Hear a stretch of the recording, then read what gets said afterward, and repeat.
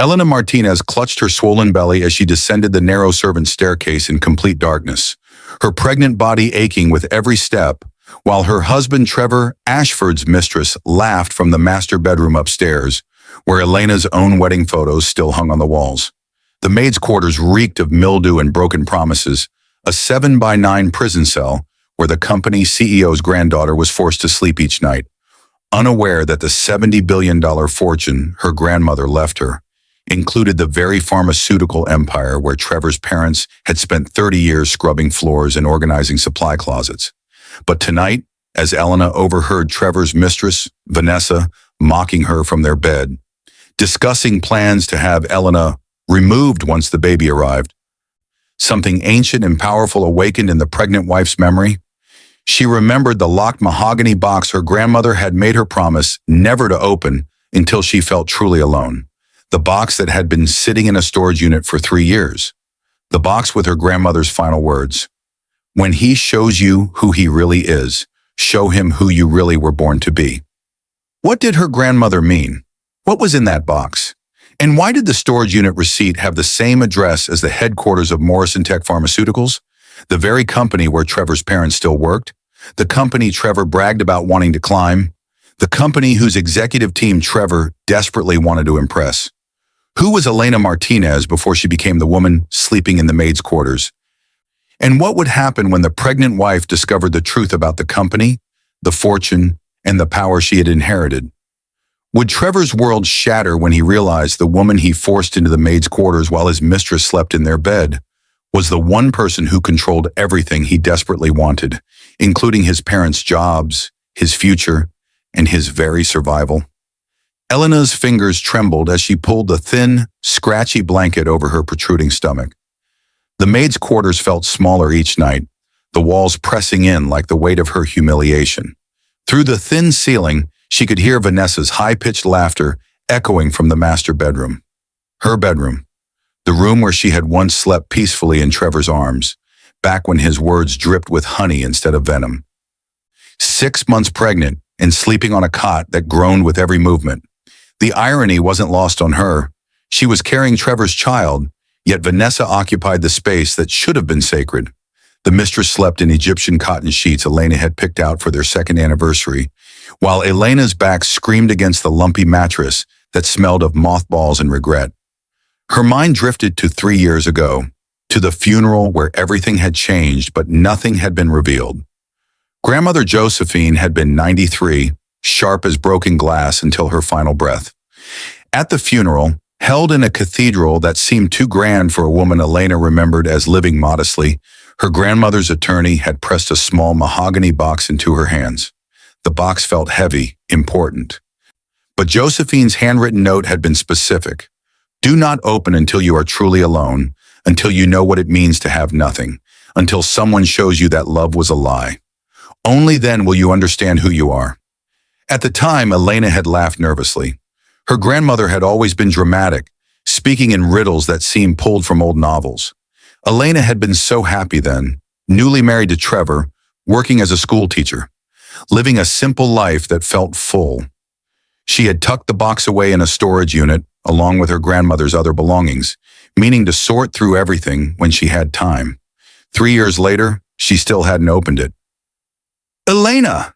Trevor's voice cut through the ceiling like a blade. "Get up here and clean up this mess." Vanessa spilled wine on the carpet. Elena's jaw tightened. It was past midnight.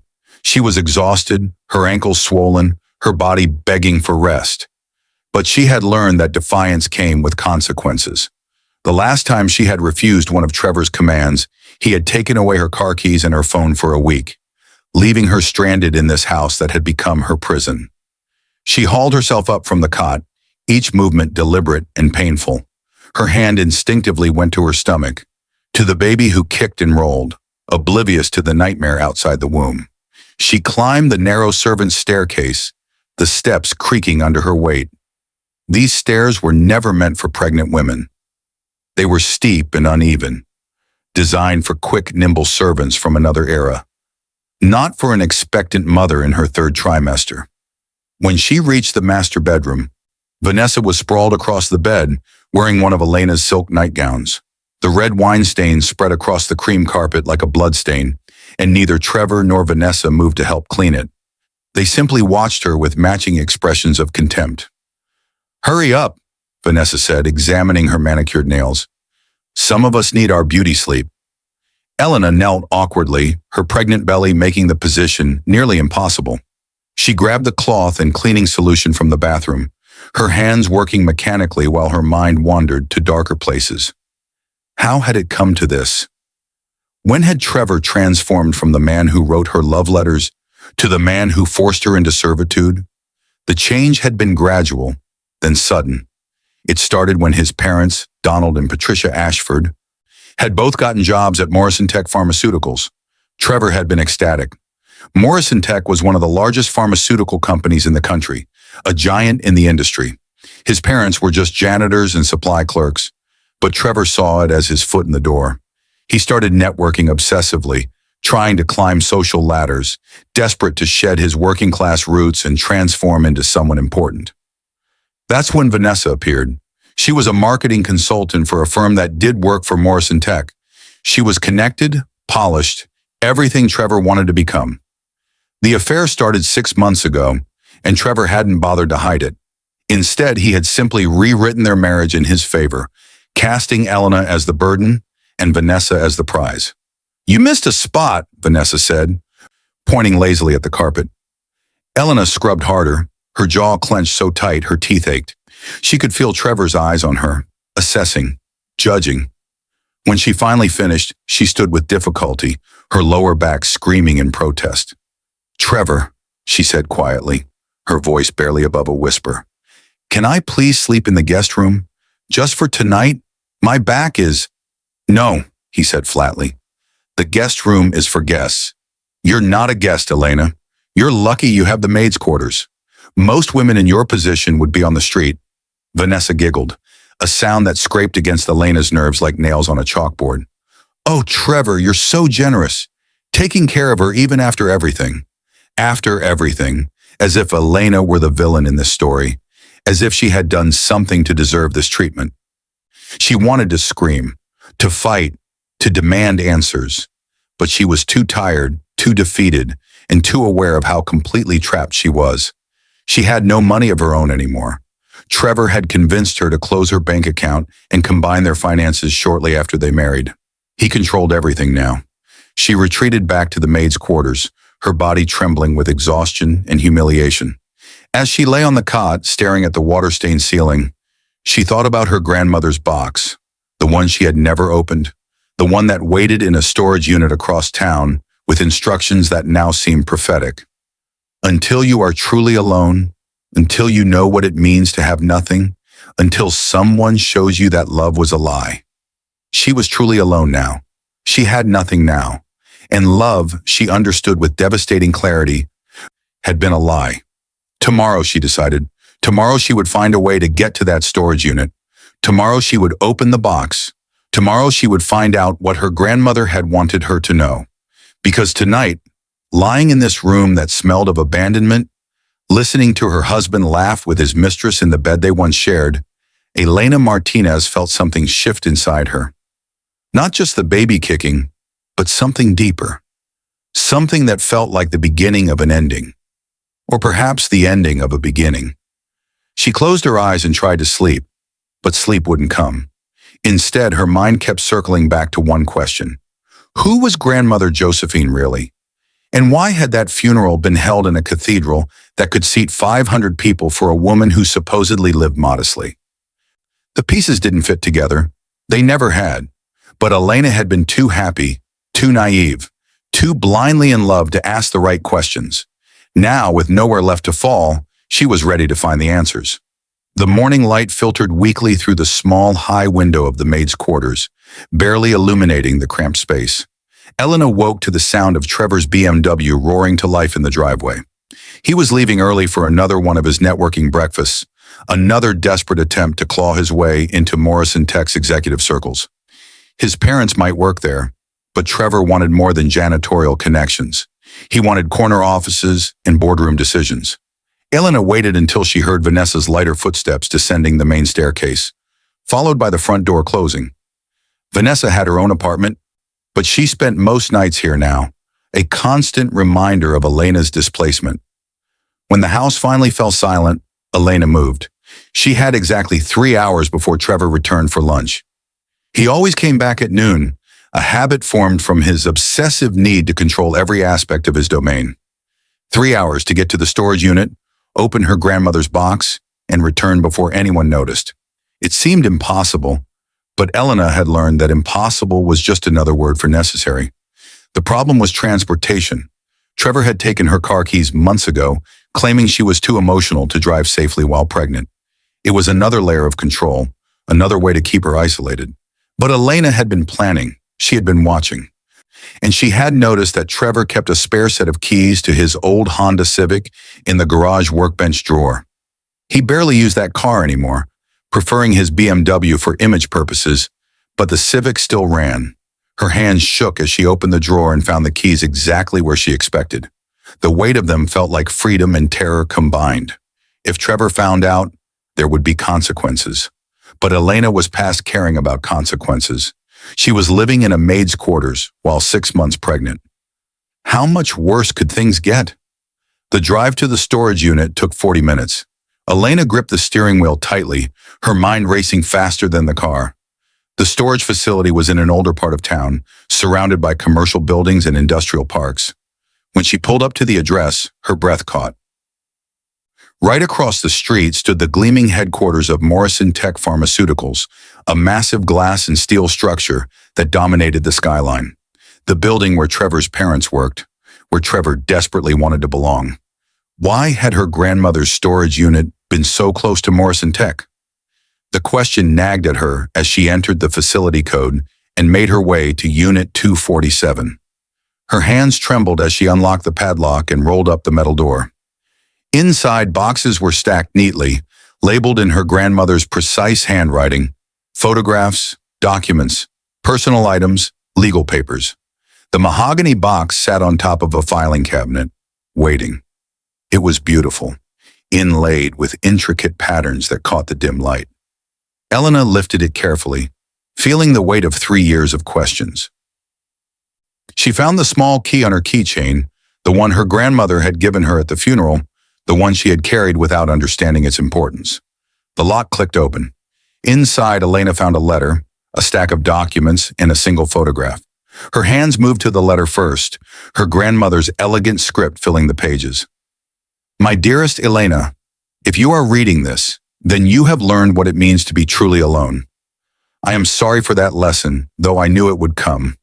I knew the moment you brought Trevor to meet me that he would eventually show his true nature. Men like him always do. They are drawn to what they perceive as weakness, to what they can control, to what they can reshape in their image. But what Trevor never knew, what I forbade you to tell anyone, is who you really are.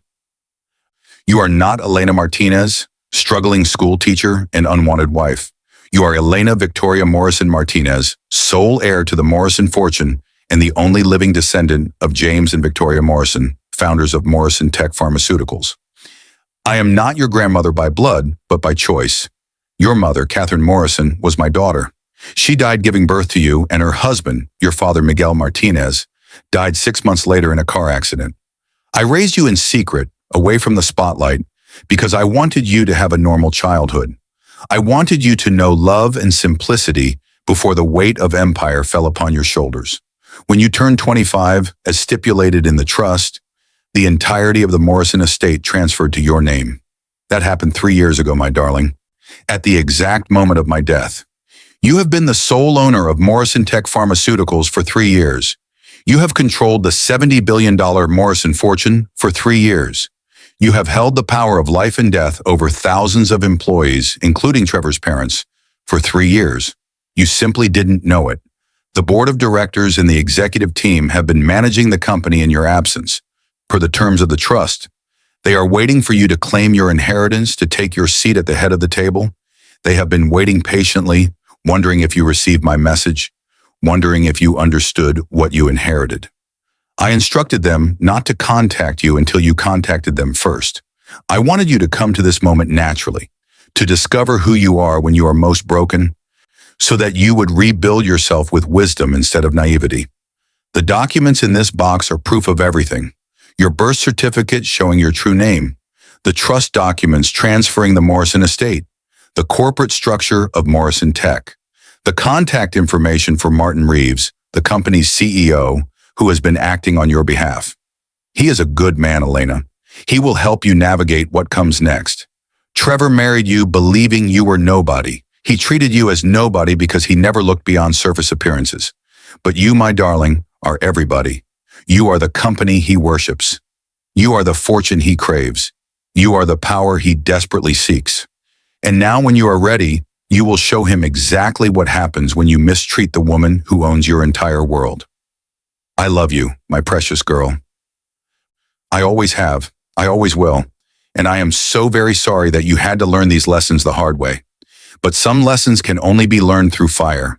You have been through the fire. Now rise from the ashes as the phoenix you were always meant to be. With eternal love, Grandmother Josephine Morrison. Elena read the letter 3 times, her hands shaking so violently the paper rattled. Each word seemed impossible, yet the documents proved everything.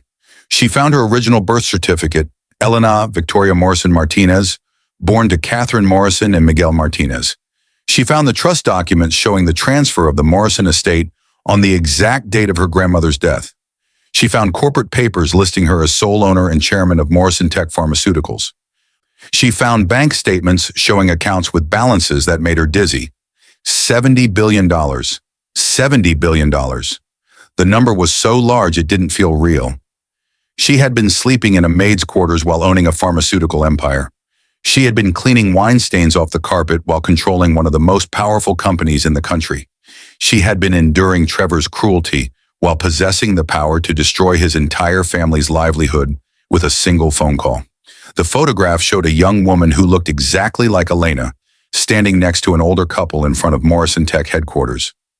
The back of the photo read, Catherine Morrison, James Morrison, and Victoria Morrison. Grand opening 1975. Your mother, your grandfather, your grandmother, your legacy. Elena sat down hard on a box, her mind reeling. Trevor's parents worked at Morrison Tech. They were janitors and supply clerks at the company she owned. Trevor had been networking desperately, trying to climb the corporate ladder of her own company. He had been treating her like garbage while trying to impress the executives who worked for her. The irony was so profound, it felt scripted by a cruel universe. And Vanessa. Vanessa was a marketing consultant who did work for Morrison Tech. She had probably bragged to Trevor about her connections, never knowing that Elena controlled all of them. Every single person Trevor had been trying to impress, every executive he had been networking with, every opportunity he had been chasing, it all belonged to Elena. She looked at the contact information for Martin Reeves, CEO of Morrison Tech. The letter said he was waiting to hear from her, that he had been managing the company in her absence. Her fingers moved to her phone before she could second-guess herself. She dialed the number. Martin Reeves. The voice was professional, warm, authoritative. Mr. Reeves, this is Elena Morrison Martinez. The name felt strange on her tongue, like speaking a foreign language she had once known fluently. There was a pause then. Ms. Morrison, we've been waiting for your call for 3 years. Welcome home. Martin Reeves looked exactly like his voice suggested, professional, warm, and carrying the kind of authority that came from decades of experience. He was in his late 50s with silver hair and sharp eyes that seemed to take in everything at once. They met at a private office building 3 blocks from Morrison Tech headquarters. Elena didn't want to risk running into anyone who might know Trevor or his parents. Not yet. Not until she understood the full scope of what she had inherited. The conference room was elegant and understated, all dark wood and leather chairs. Martin set down a thick portfolio and smiled gently at Elena. Your grandmother was an extraordinary woman. She spoke of you constantly. She was so proud of you, Elena. May I call you Elena? Please, she said, her voice still shaky. She felt like she was floating outside her body, watching someone else live this impossible moment. First, let me show you what your grandmother built and what you now own. Martin opened the portfolio and began walking her through the structure of Morrison Tech Pharmaceuticals. The company had started in 1975 when Elena's grandparents developed a revolutionary antibiotic. Over 5 decades, Morrison Tech had expanded into cancer research, immunotherapy, chronic disease management, and cutting-edge genetic treatments. The company employed over 30,000 people worldwide. Annual revenue exceeded $15 billion. The company's value, when combined with the Morrison family's other investments and holdings, totaled approximately $70 billion. Your grandmother wanted you to have complete control, Martin explained. She set up the trust so that at age 25, everything transferred to you automatically. She didn't want committees or boards making decisions for you. She wanted you to own your power completely. I've been managing operations as CEO, but I serve at your pleasure. The board of directors serves at your pleasure. Every decision we make is technically made on your behalf, and you can override any of it at any time. Elena's head spun. Why didn't anyone contact me? Why didn't anyone tell me? Your grandmother's instructions were explicit. She said you would know when the time was right to claim your inheritance. She believed that if you were told too soon, you might not understand the weight of it. She wanted you to discover it naturally when you needed it most. Martin's eyes softened with understanding. I suspect she knew life would test you first. That's putting it mildly, Elena murmured. She thought of Trevor, of the maid's quarters, of Vanessa laughing in her bed. Her grandmother had known. Somehow, Josephine Morrison had known exactly how things would unfold. Martin pulled out another document. I need to make you aware of some items that might be of personal interest. We have a Donald Ashford and Patricia Ashford on staff. They work in facilities maintenance and supply management. According to my records, they're your husband's parents. Elena's stomach clenched. Yes, they are. There's also a Vanessa Chen who works as a contractor through Brighton Marketing. She's been consulting on several of our campaigns. Martin's tone remained carefully neutral, but his eyes were perceptive. He had clearly done his homework. Elena struggled with the word. She's involved with my husband. I see. Martin folded his hands on the table. Elena, I need you to understand something. You are now one of the most powerful people in this industry. What you decide to do with that power is entirely up to you. If you want to terminate contracts, restructure departments, or make personnel changes, you have every right. But I would advise you to think carefully before making decisions based on emotion. Power used wisely creates empires. Power used recklessly creates ruins. Elena nodded slowly, absorbing his words. She had spent the entire drive here imagining revenge. She had pictured firing Trevor's parents, terminating Vanessa's contract, watching their world collapse. But Martin was right. That would be reckless. That would be satisfying for a moment and regrettable forever. I need time to think, she said finally. I need to understand what I'm dealing with before I make any moves. Wise, Martin agreed. Take all the time you need. In the meantime, I'd like to arrange for our legal team to brief you on your full financial situation. You have accounts, investments, properties, and assets that extend far beyond Morrison Tech. You also have a considerable annual income from dividends and trust distributions, money that's been accumulating for 3 years, waiting for you to access it. How much? Elena asked, almost afraid of the answer. Martin slid a document across the table. Your current liquid assets total approximately $800 million. That's just what's immediately available in accounts bearing your name. The full estate is worth considerably more, but accessing it requires more complex financial instruments. $800 million. Elena stared at the number until it lost meaning. She had been scrubbing wine stains off the carpet while $800 million sat in accounts with her name on them. She had been sleeping in a maid's quarters while owning properties worth billions. The disconnect was so severe she almost laughed. I also want you to know, Martin continued gently, that your grandmother set aside a personal residence for you. It's been maintained and kept private for 3 years, waiting for you. If your current living situation is difficult, you have options, multiple options. Elena thought of the maid's quarters, of Trevor's sneering face, of Vanessa's mocking laughter. She thought of the humiliation, the isolation, the systematic destruction of her dignity, and she thought of the baby growing inside her, the child who deserved better than to be born into that toxic environment. I want to see the residence, she said. Today, if possible. Martin smiled. I'll have a car ready in 20 minutes. The house, no, the estate, sat on 5 acres in the most exclusive neighborhood in the city. It was a sprawling Mediterranean-style villa with terracotta tiles, arched windows, and lush gardens that looked like something from a European postcard. A full staff had maintained it for 3 years, keeping it pristine and ready for the moment Elena claimed it. As she walked through rooms that echoed with space and light, so different from the cramped maid's quarters, Elena felt something crystallize inside her. This was who she was. This was what she owned. This was the life Trevor had stolen from her through manipulation and control. The life she was reclaiming now through knowledge and power. She placed her hand on her swollen belly and made a promise to her unborn child.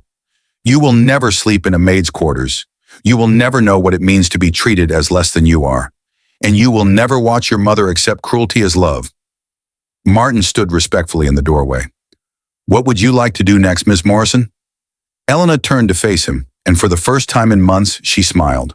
A real smile, a dangerous smile. I'd like to schedule a meeting with the entire executive team of Morrison Tech.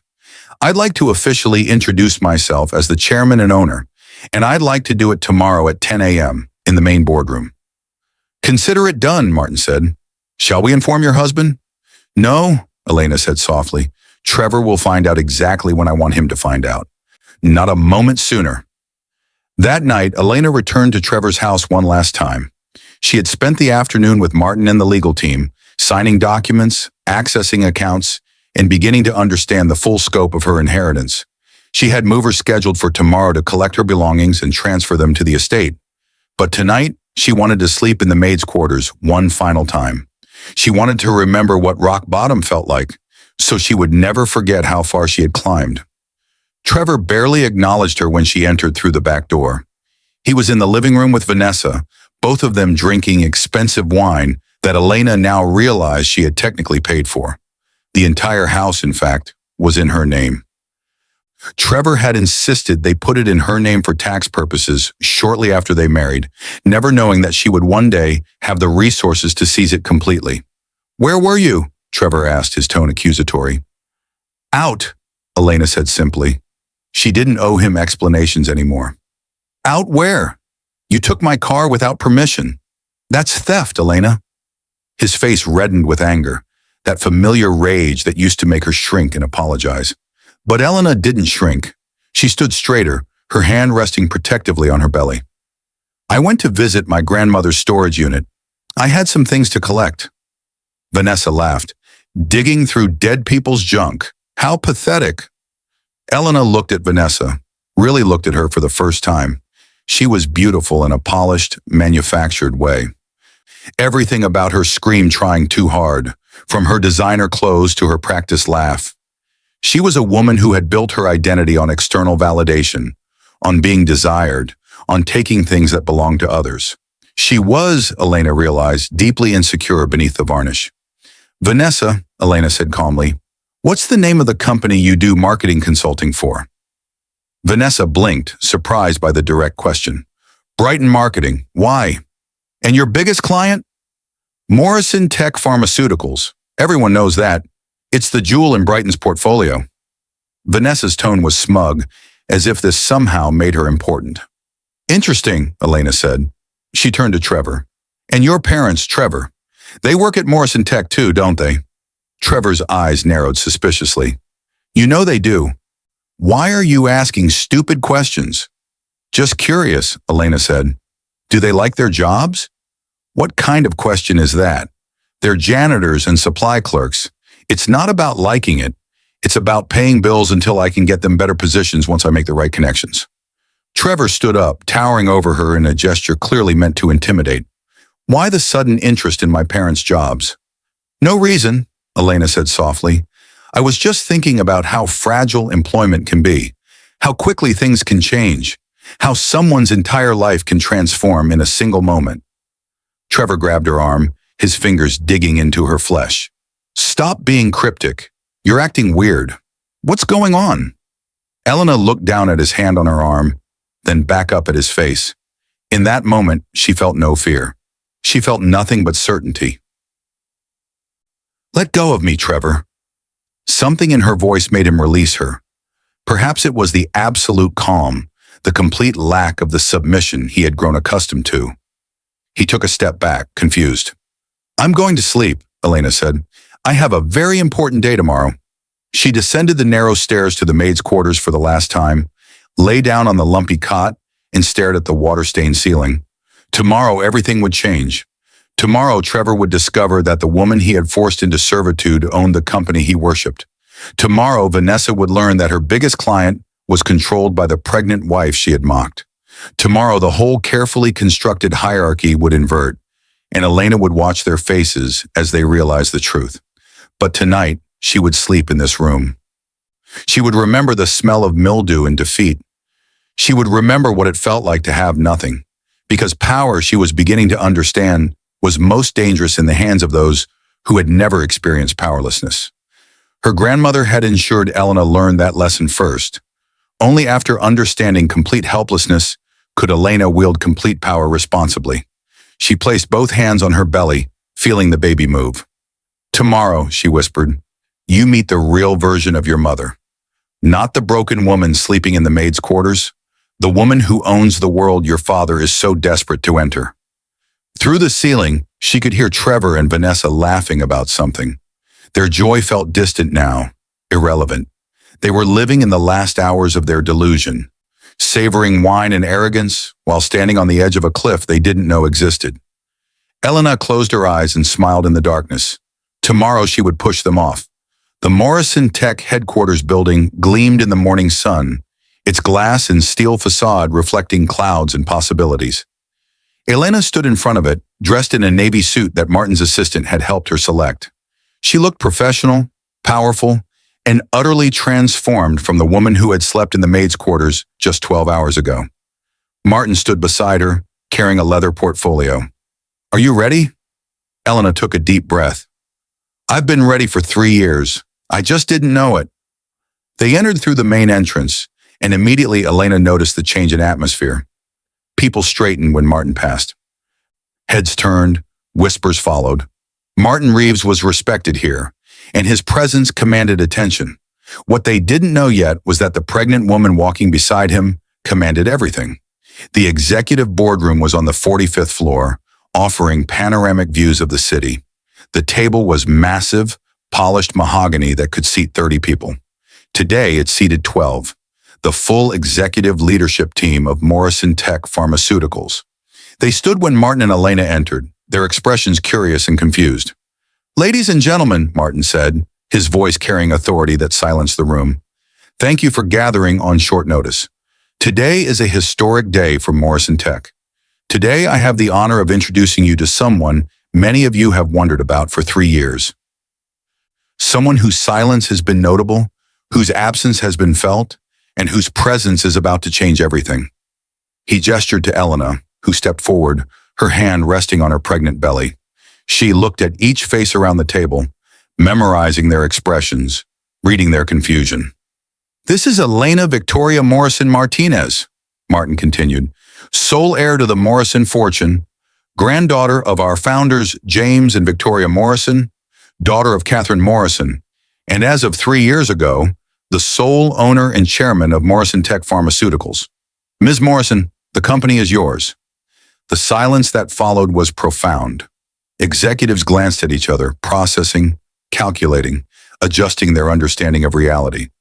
Elena watched them recalibrate, watched doubt transform into recognition, watched the pieces fall into place. Good morning, Elena said, her voice steady and clear. I apologize for the unorthodox introduction. My grandmother, Josephine Morrison, had specific instructions about when and how I should claim my inheritance. Those instructions required me to experience life without the protection of wealth, to understand struggle and betrayal, to learn who people truly are when they believe you have nothing. That education is now complete. I am here to take my seat at the head of this company and to lead Morrison Tech into its next chapter. She moved to the head of the table, the seat that had remained symbolically empty for 3 years. When she sat, she felt the weight of legacy and the lightness of freedom simultaneously. I have been briefed on company operations, financial performance, and strategic initiatives. You have all done excellent work in my absence, and I'm grateful. However, there are some immediate changes I need to discuss. A woman at the far end of the table raised her hand tentatively. She was in her 40s, sharp-eyed, with the bearing of someone who had fought for every inch of respect. Miss Morrison, I'm Jennifer Caldwell, Chief Operating Officer. May I ask, does this mean you'll be taking an active role in daily operations? Yes, Elena said. I'll be working closely with Martin to understand every aspect of this company. I'm not here as a figurehead or silent owner. I'm here to lead. She paused. I also need to address some personal matters that intersect with company business. It has come to my attention that we have contractors and employees whose work may need reevaluation. Martin handed her a file. Elena opened it, though she had memorized the contents already. Vanessa Chen, consultant from Brighton Marketing. I'd like a full review of her contracts, deliverables, and performance.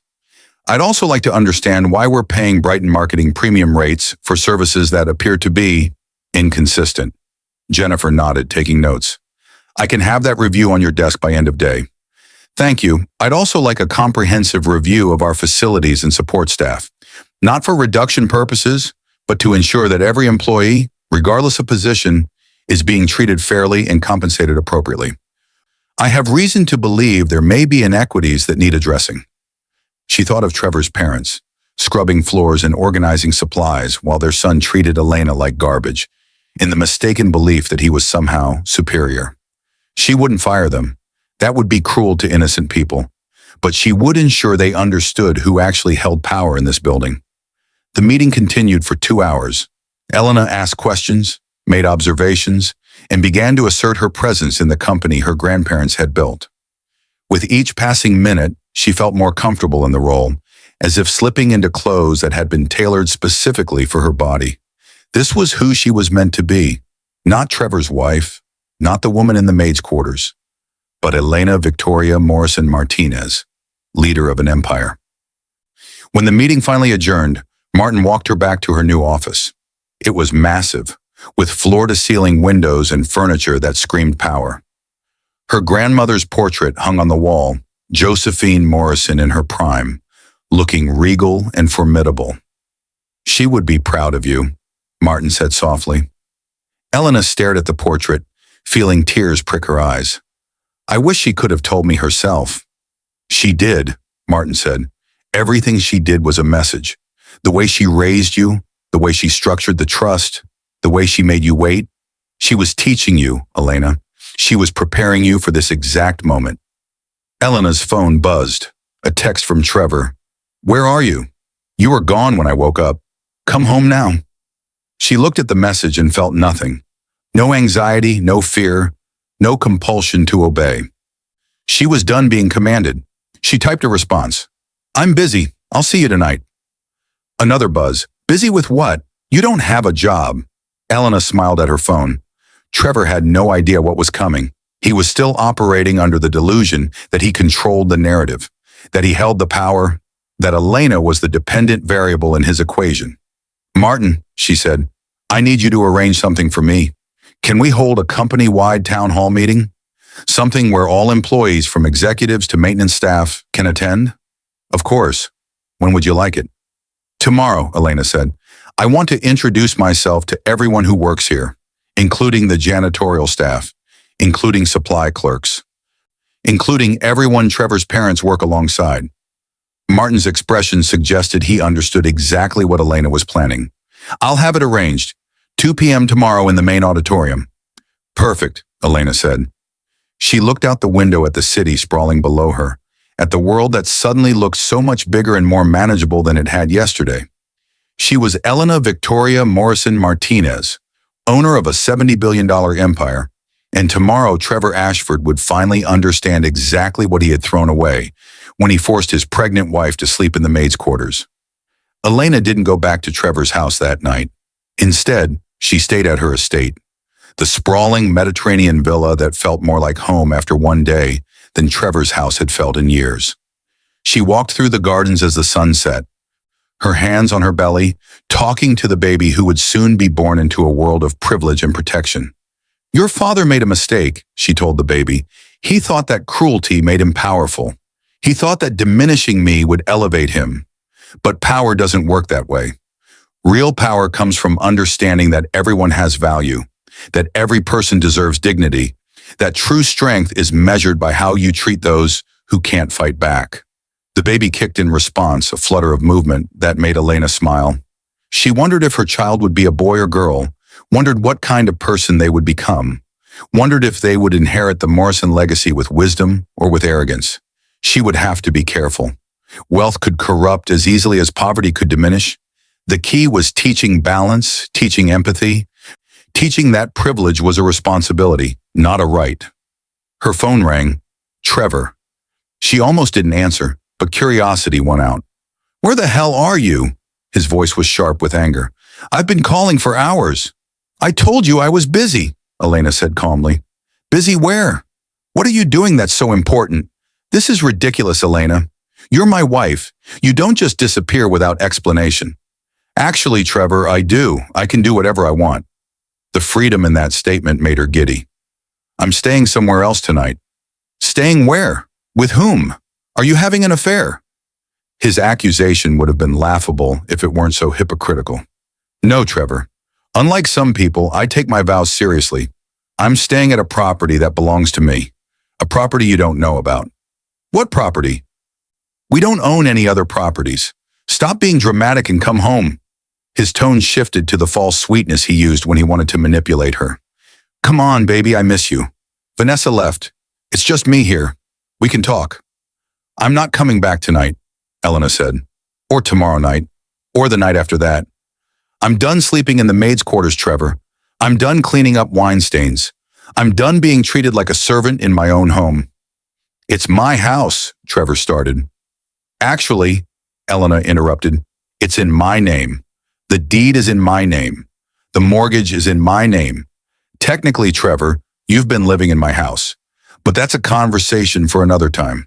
She could hear him sputtering, confused, trying to process information that didn't fit his understanding of their relationship. "What are you talking about? You don't have money for a house. You're a school teacher. You're—" "Tomorrow," Elena said, "I want you to do something for me. I want you to take your parents to lunch. Somewhere nice. Somewhere you'll all be together when I call. Can you do that?" "Why? What's going on? Elena, you're scaring me." Now his voice held genuine fear, as if he sensed the ground shifting beneath his feet, but couldn't see the earthquake coming.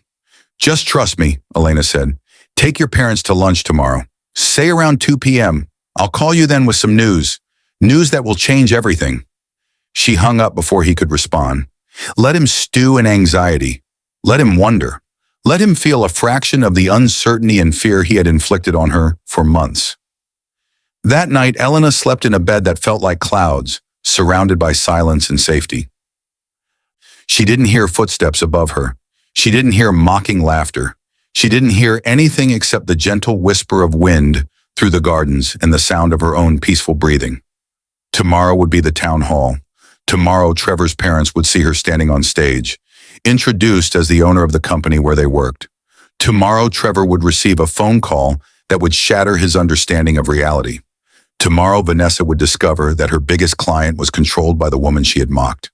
Tomorrow, everything would change. But tonight, Elena Victoria Morrison Martinez simply slept, deeply and dreamlessly, in the bed she deserved. The Morrison Tech Auditorium could hold 2,000 people, and today it was packed. Every employee who could break away from their duties had come to see the mysterious owner who had finally emerged after 3 years of silence. The energy in the room was electric with curiosity and speculation. Elena stood backstage watching the crowd through a gap in the curtains. She scanned faces, looking for Trevor's parents. She found them in the middle section, Donald and Patricia Ashford in their maintenance uniforms, looking small and uncertain in a sea of corporate business attire. They were good people, Elena remembered. They had always been kind to her, confused by Trevor's treatment, but too loyal to their son to intervene. "You ready?" Martin asked, standing beside her. "More than ready," Elena said. The lights dimmed. Martin walked onto the stage first, his presence immediately commanding silence. "Good afternoon, everyone. Thank you for taking time from your work to join us for this historic announcement.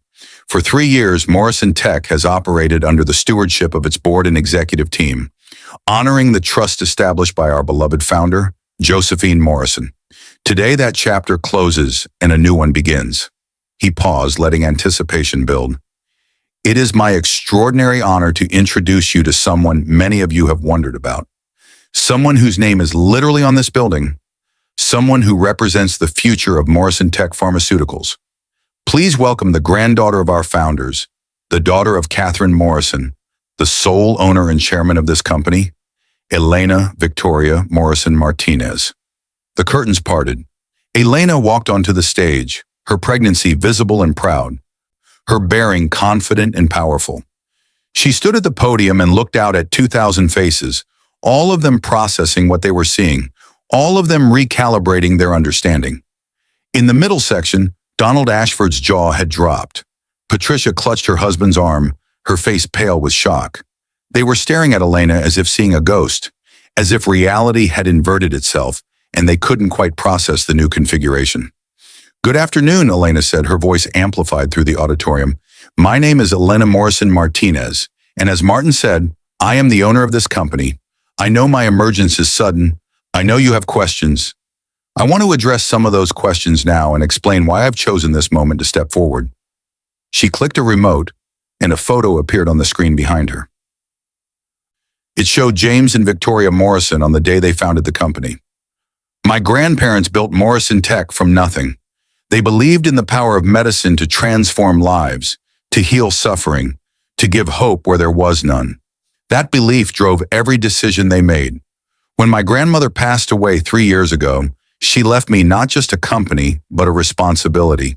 She wanted me to understand what it meant to lead before I took my place at the helm." Another click. A photo of Josephine Morrison appeared. "My grandmother raised me with specific values.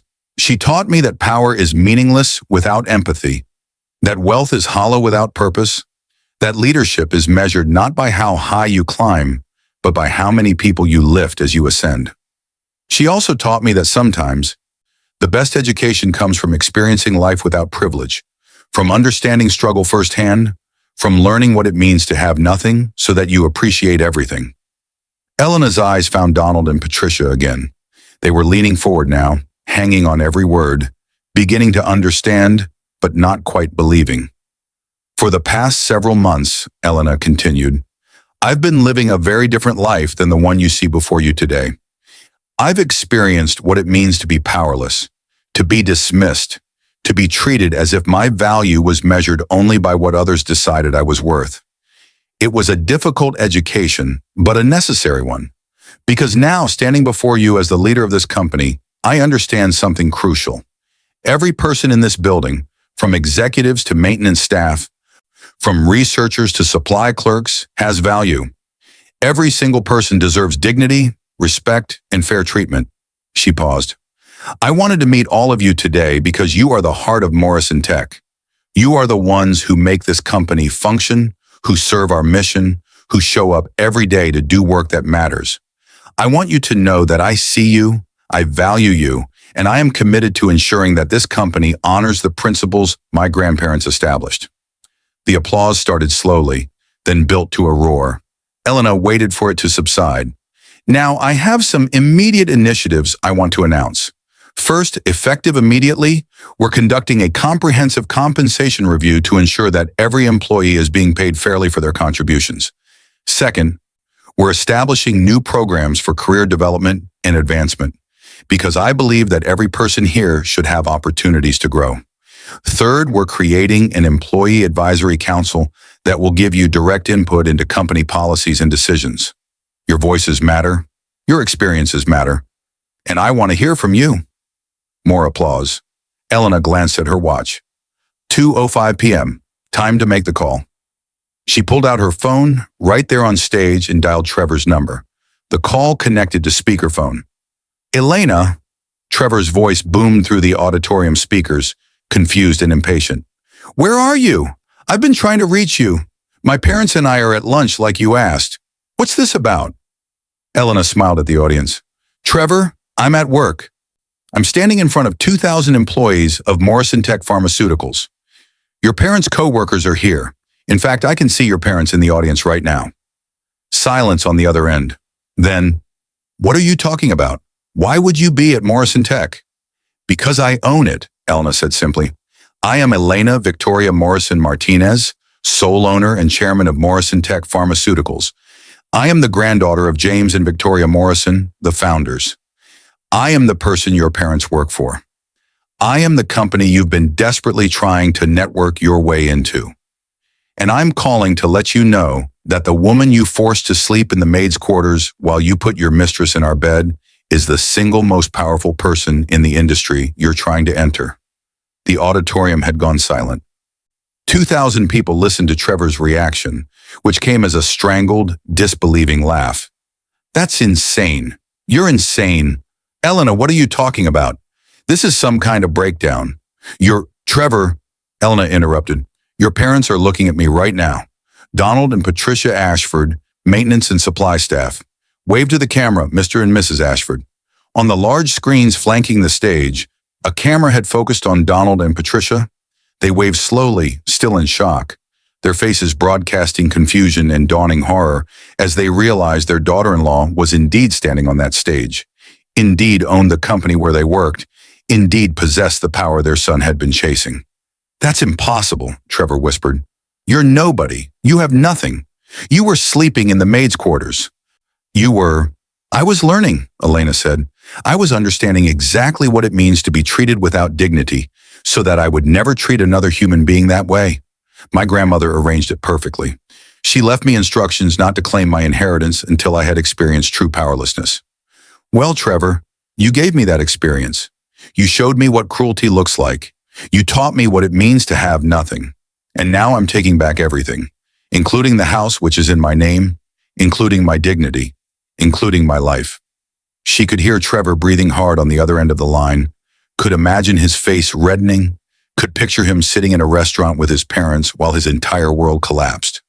One more thing, Elena said. Vanessa Chen's contract with Morrison Tech is being terminated. Not because she's incompetent, though the review of her work suggests substandard performance, but because I don't do business with people who lack integrity. I suggest you both find new paths forward, paths that don't involve standing on other people to elevate yourselves. She hung up. The auditorium erupted in applause, the employees understanding that they had just witnessed something extraordinary, something that would become legend in the company's history. Martin returned to the stage. Ladies and gentlemen, your chairman, Elena Morrison Martinez.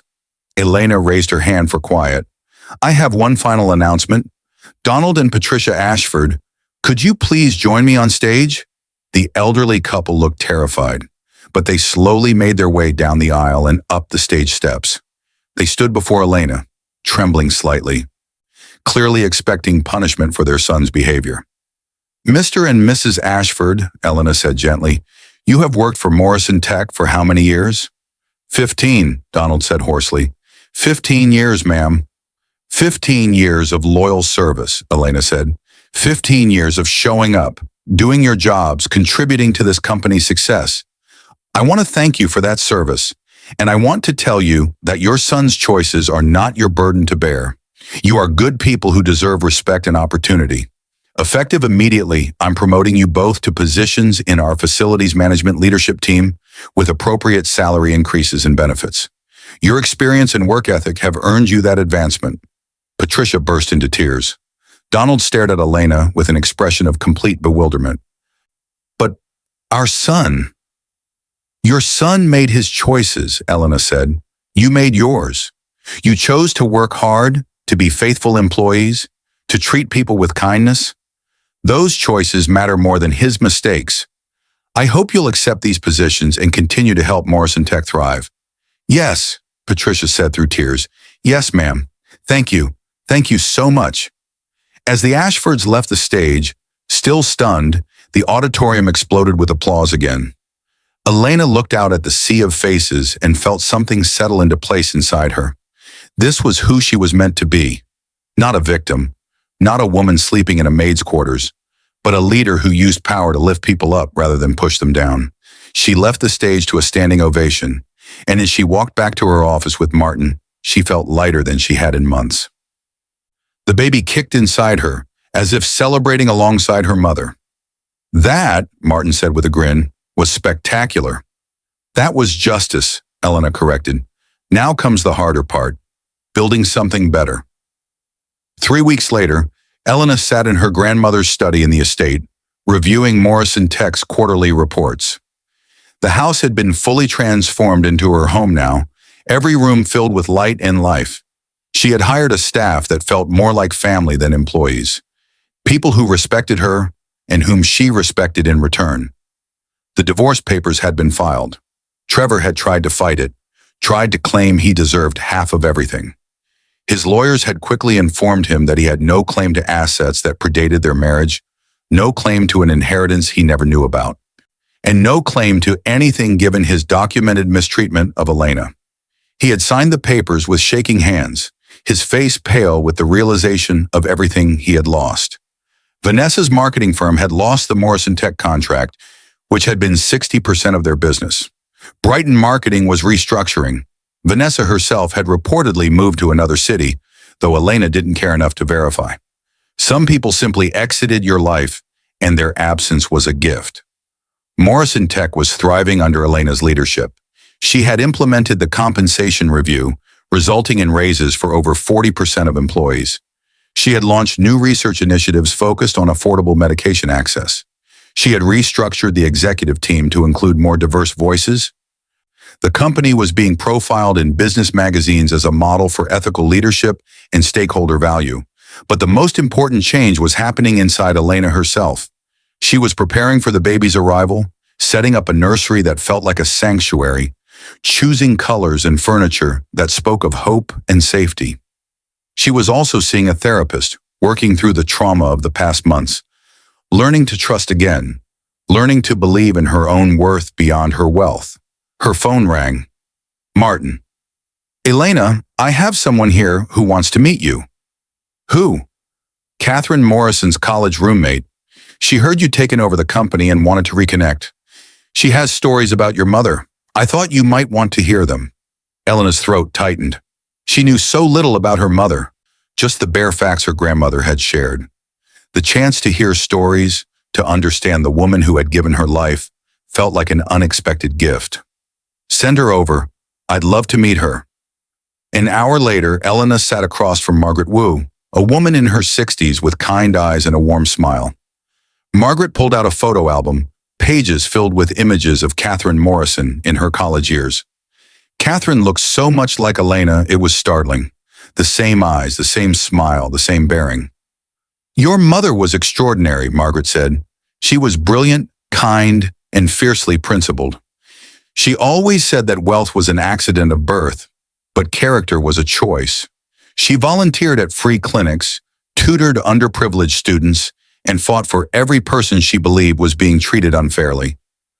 She would be so proud of you, Elena, so incredibly proud. Elena traced her finger over a photo of her mother laughing at something outside the frame, frozen in a moment of pure joy. I wish I could have known her. You do know her, Margaret said gently. You are her. The way you're running Morrison Tech, the values you're prioritizing, the people you're lifting up, that's all Catherine. She lives through you. After Margaret left, Elena sat in the study for a long time, looking at the photos, feeling connected to a mother she had never met but somehow always known. She thought about her grandmother's elaborate plan, about the painful education she had endured, about the person she had become through struggle. Her grandmother had been right. If Elena had learned about the inheritance at 25, she would have been unprepared. She would have been naive about human nature, trusting in a way that could be exploited, unaware of how cruelty could disguise itself as love.